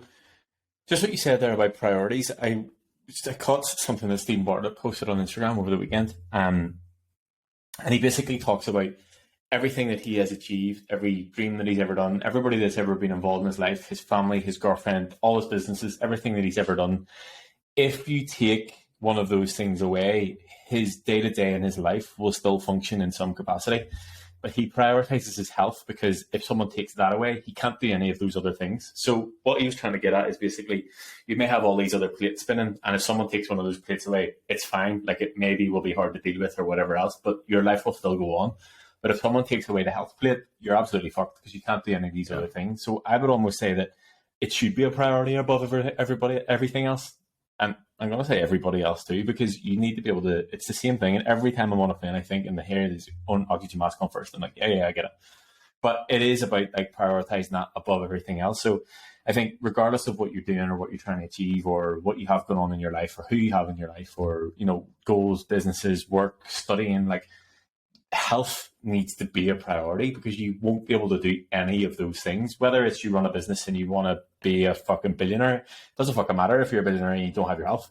So you need to make sure that you're prioritizing the things that are important. And I know that it can be easier said than done, but as you said, you know, there is enough time, and it's just about sort of scheduling it and being on top of things. And I think the one thing that I've sort of realized over the past, I guess, 5 months is the more that you do or the more that you have to do, the more that you can get done, if that makes sense. So yeah, I have become busier and busier and busier just with different things. And the more that I have to fit into my day, the more I can fit into my day, because I'm forced to actually do it. Whereas I find potentially before, and definitely, you know, whenever I transitioned from working on the gym floor to just fully online, like I had a lot more freedom with my time in terms of, before that, you know, I had to work to a client's schedule based on they could do this or this or this or, and then I would maybe have 2 hour block, and then I just had all this free time during the day. And I find that I was almost less productive in the day because I had so much time. But now it's like, okay, right, I've got an hour to get this done because at this time I need to go and do this, and then I need to come back because I'm recording a podcast, and then I've got calls, so I have to train at that time. And it's I have to do it at this time, because if I don't, I'm not going to get it done. Yeah, and that consistency around your time management is what the whole secret sauce is, right? The whole secret sauce on making prioritization is making sure that you plan your day out the way that you need to, instead of just YOLOing and saying, well, I already have all these things that are like, you know, a good example is I run 2 companies, and I get hit from every single direction you can possibly imagine, especially Mondays and Fridays happen to be my train wreck days, because everybody over the weekends like boiling up emails that they needed to send me last week and they procrastinated it on. So Monday I get hit with like 7,000 emails and requests and things to that effect.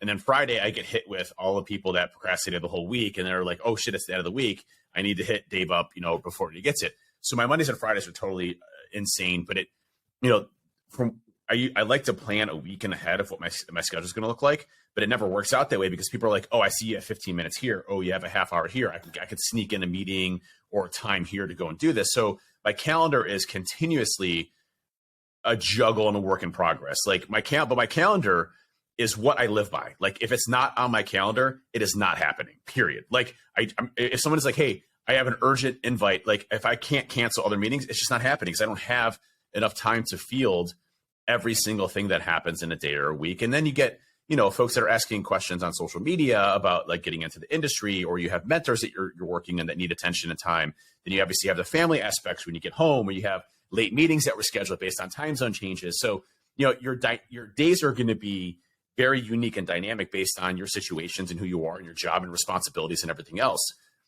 But that still doesn't have to impact yourself, right? And when I'm that busy, again, I block off time in my calendar to know that I'm going to work out. So I know tomorrow, you know, I have a meeting first thing in the morning at 9 o'clock in the morning, which is my first meeting for the day. I know that I need to be done, showered, ready to go, changed by 8:45, right? Which means that I have to be in the gym by 7 o'clock or 6:30 so that I can spend enough time in the gym for what I need to do and what I need to break out. So I know I'm going to already be accomplished by 8:45, ready to start the day by 9 o'clock in the morning for my day to start. Same thing happens if I have an 8 o'clock meeting. Okay, I'm waking up at 5 a.m. You know, that's what I have to do. So, you know, I try to stay with my calendar to start at like 9 o'clock in the morning. It's kind of 8:30 or 9 o'clock is my kind of my starting point for the day. But it doesn't always work out that way. Sometimes I have a 7:30 meeting. Guess what? I'm waking up at 4:30 in the morning, you know, to go get my workout in, especially if I don't have time in the afternoon or things like that. You know, days that I have Orange Theory, though, are a little bit more complex because, you know, I just don't have it in me, believe it or not, to do Orange Theory and lifting at the exact same time. So like I can't lift first, then go to Orange Theory. I'm exhausted. It's just too much to put in my body, you know, 3.5 hours of basically doing, you know, crazy work. And that's why we have lighter days. So like Wednesday, I don't have to lift. I just do Orange Theory. And then Mondays, I typically have a smaller time lift, you know, usually like a 45-minute workout, you know, lift on Mondays that have Orange Theory. But I still have to plan that lift in the afternoon time wise. So I make sure my Mondays are always booked from a time perspective to at least have an hour for lifting in that day. So again, on the time management aspects, I look at this, and by the way, my schedule has grown this way over time. This isn't something that happens overnight, by the way. We're not saying you should lift, 5 days a week or 4 days a week or 6 days a week or whatever it ends up being. Start off small. If you're just going on getting steps, blocking off an hour to go and get your steps in, or blocking off an hour to do resistance training 3 times a week, those are the things that will have a big impact. And then once you start creating a habit and forming those habits and you start to enjoy what you're doing, I just saw a tweet the other day, and it's mistaking me in who sent it.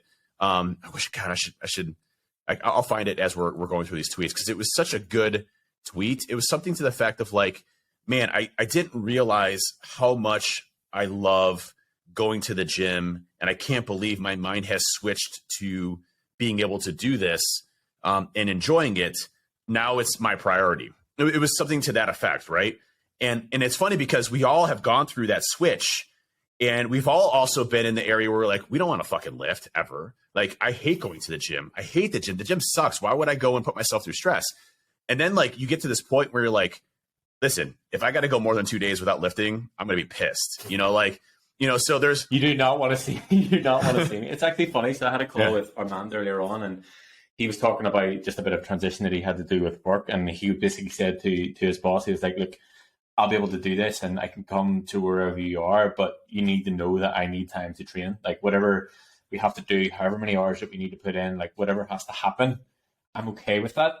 As long as you prioritize that I can get my lift in somewhere throughout the day. And it's funny, like you said, we all go through that transition, and it's fine. And I always try to put it back, like, it's easy for us to say this in terms of we feel it. We have been through the transition, so this is the space that we're in. But if you're not in that space, you haven't gone through that sort of transition, and you're still in that headspace of like, fuck the gym, I don't want to do it. Like, it is hard to sort of see how you can be in that mindset of you have to get it in throughout the day. And I guess for me, it comes down to that sort of addiction side of things, like being addicted to the sort of progress and healthy addiction. Yes.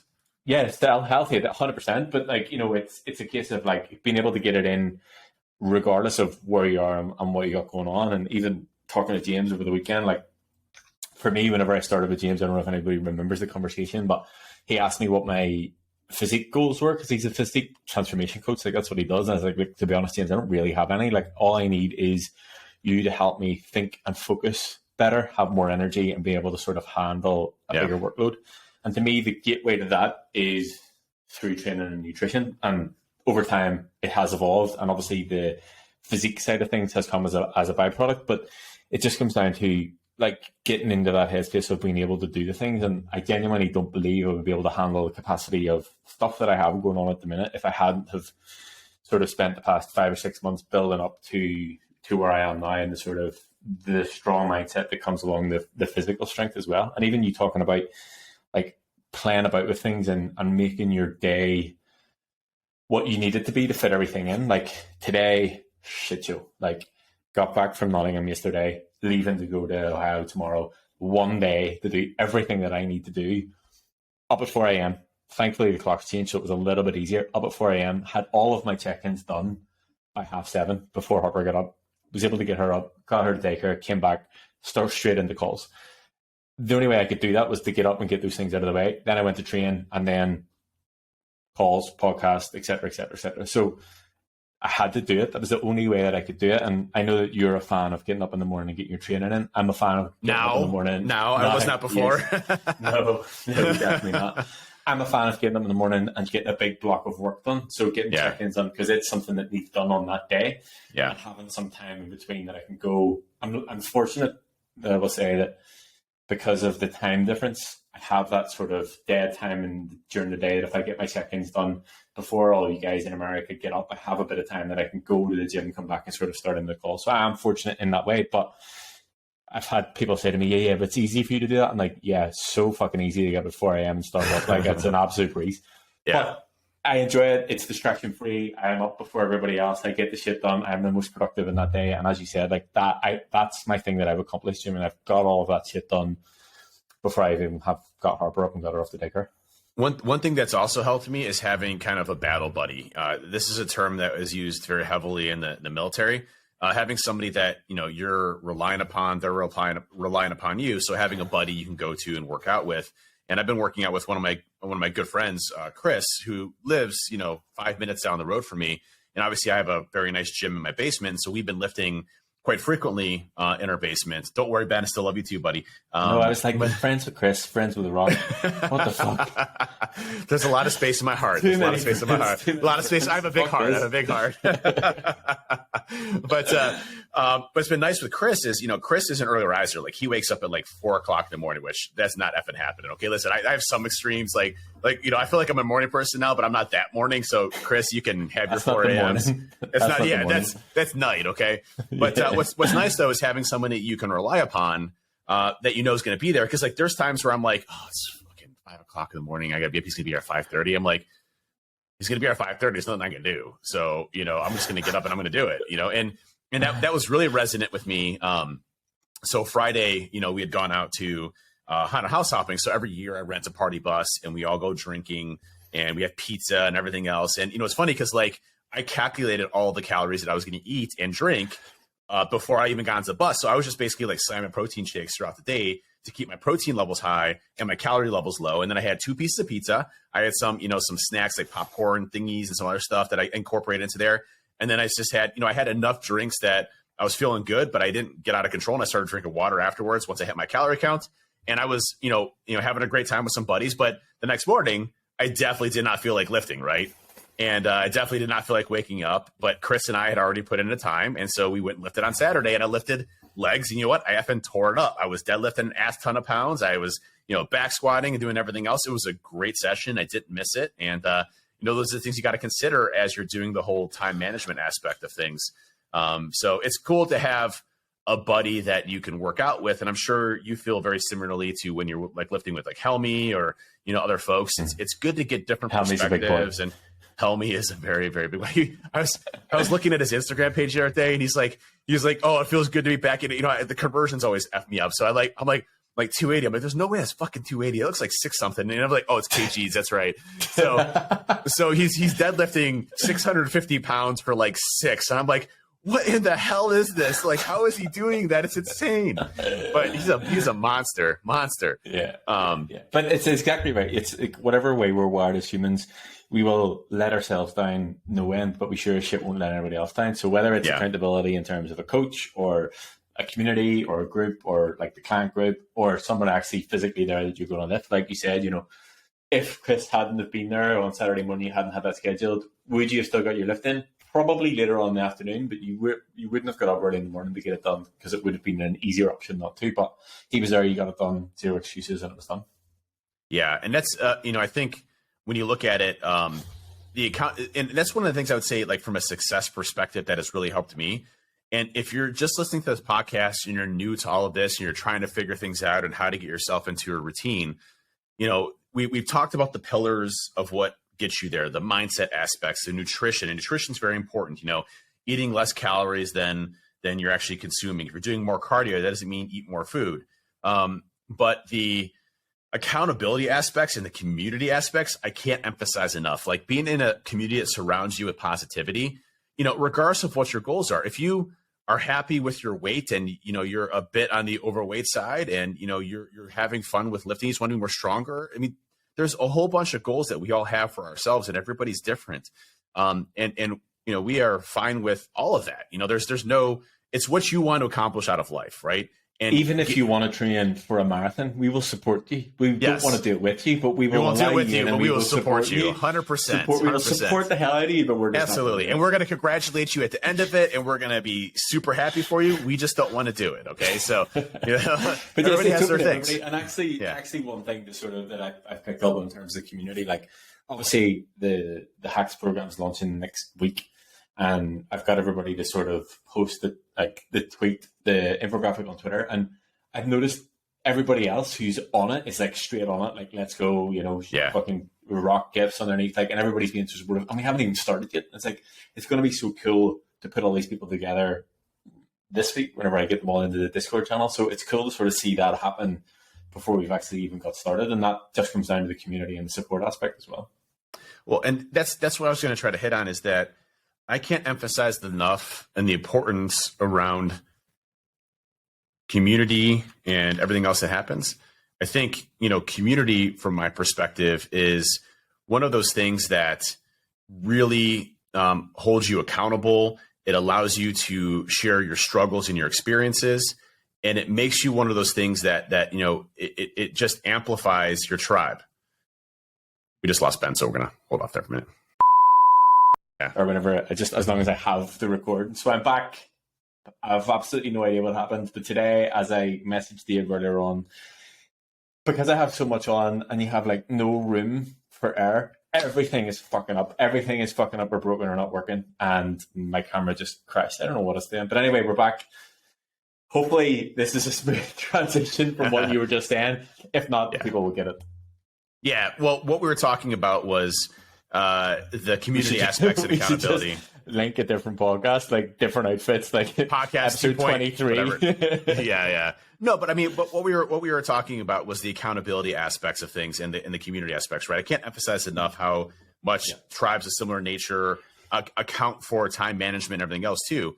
And that's one of the things that when I went into your program, Ben, it was that same accountability aspect of I don't want to let you down, right? And now that we're friends, I even have a more amplified sense of that, of not letting you down. So, if I don't get my training block in, the first thing I'm gonna do is be like, shit, dude, listen, shit's fucked up right now. I can't, I got, I didn't do it. I feel bad. And you'd be like, well, how are you going to get it in today? Or no, just, you'd be like, hey, you're going to get it in. Don't worry. But, but it's one of those things where, accountability, I think, is really important. And that's, in the military, I had a lot of accountability because you literally have somebody that forces you to do something all the time. But we have to take accountability for ourselves in this time management aspect and say, listen, I'm going to change something. So if you're just getting into this and you're just starting off, it's going to take time for you to like the gym. It's going to take time for your body to like this. New habits being formed are not something that our brains process very well. We have to keep doing it over and over again. That's why you hear very consistently all of these bodybuilders and people that are jacked as hell. They're like, it's literally just repetition. It's getting your body into a normal repetition of doing something and doing it over and over and over and over and over again until it accepts it and basically like, okay, this is what my normal day-to-day is. I'm going to accept it just like I wake up, as I put on deodorant, as I brush my teeth, as I do everything else. So making time for yourself, I can't emphasize enough as one of the most critical aspects that you could possibly ever do, is dedicating time for yourself to do this. And if you're listening to this podcast right now and you're out there going and getting it, you've already won 90% of the battle. You're already in the top 5% of people out there that are doing this for themselves, that have become, have made it a habit and are doing it on a consistent basis. You are going to do awesome. We do great things. It's just, if you're just starting off, going to do great things. It's just making sure you hold yourself accountable. Yeah. And I think the thing about it is like, it's exactly what you said. It's not, there's no like shortcuts to it. And it is just the basics and doing them well consistently. And that's often what fucks people up because they've heard so many times that they need to do this, or it's this extreme thing, or it's whatever else. It doesn't need to be that way. And if we're talking about time and you're just starting out, what you literally need to do is look at your weeks, look at your days, look at where you allocate your time and think, right, okay, well, what can I pull back on, or where do I need to do this? And I've sort of touched on this before, that you need to remember that no matter what it is that you're doing, or no matter how much time you commit to yourself or training, that time is going to take away from something else. So whether it is work, or whether it is your family, or whether it is your hobbies, or whether it is your friends, something will need to sacrifice somewhere. And you need to be okay with that sacrifice of spending that time to better yourself. But ultimately for me, I think if we relate it right back to the discipline perspective, once you start to establish those disciplines in your training and nutrition, they filter into every other aspect of your life. And I've said this time and time and time again, like it's literally the gateway to inject discipline into your life is by monitoring your training and your nutrition. And then what happens is you become disciplined with your time, whether it's the time you go to bed, or the time you get up at, or the time that you spend playing video games, or whatever it is. Like, you become disciplined with your time over time.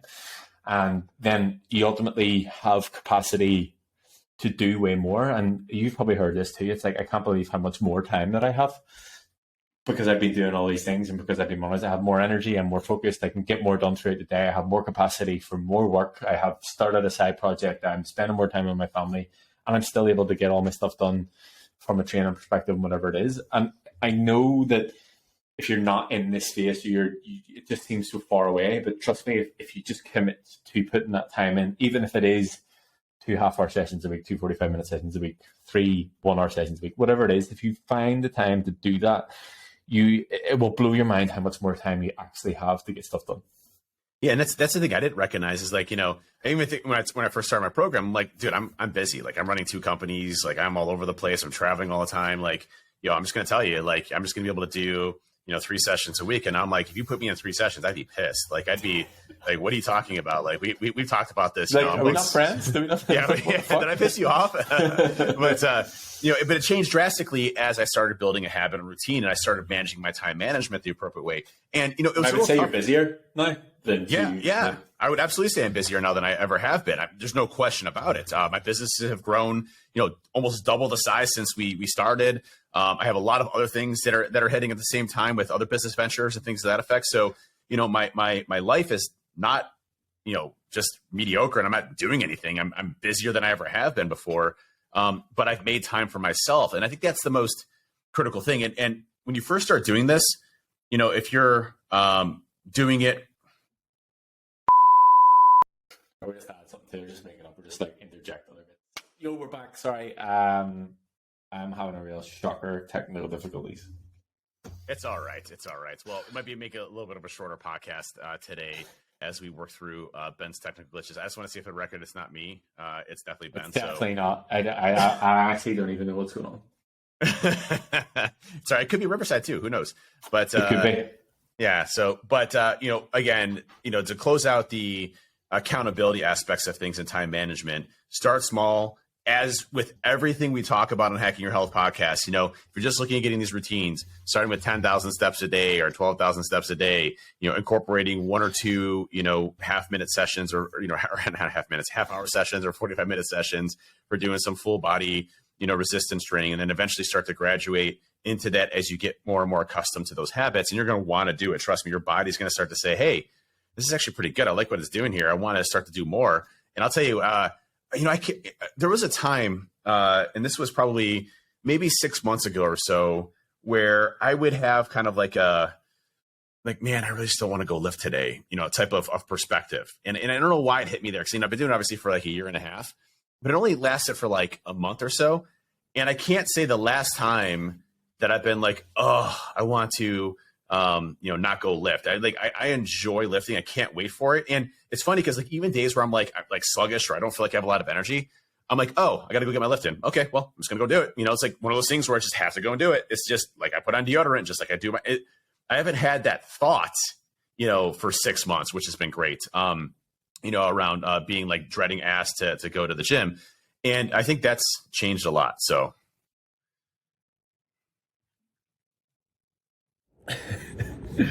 So I am sitting, it's Monday night, the podcast is due to go live in about 2.5 hours, and I'm putting all the pieces together, and this is the very end, but I'm so glad, if you've made it this far, thank you so much, I really appreciate you, but there's so many bits, like, if you don't watch it, and you only listen to it, the disappointment in Dave's face every time I disappeared, it was well worth it. But apologies for the shit show. We delivered on the content. Longest episode, funniest episode, and thank you again to everybody. I'll see you next week.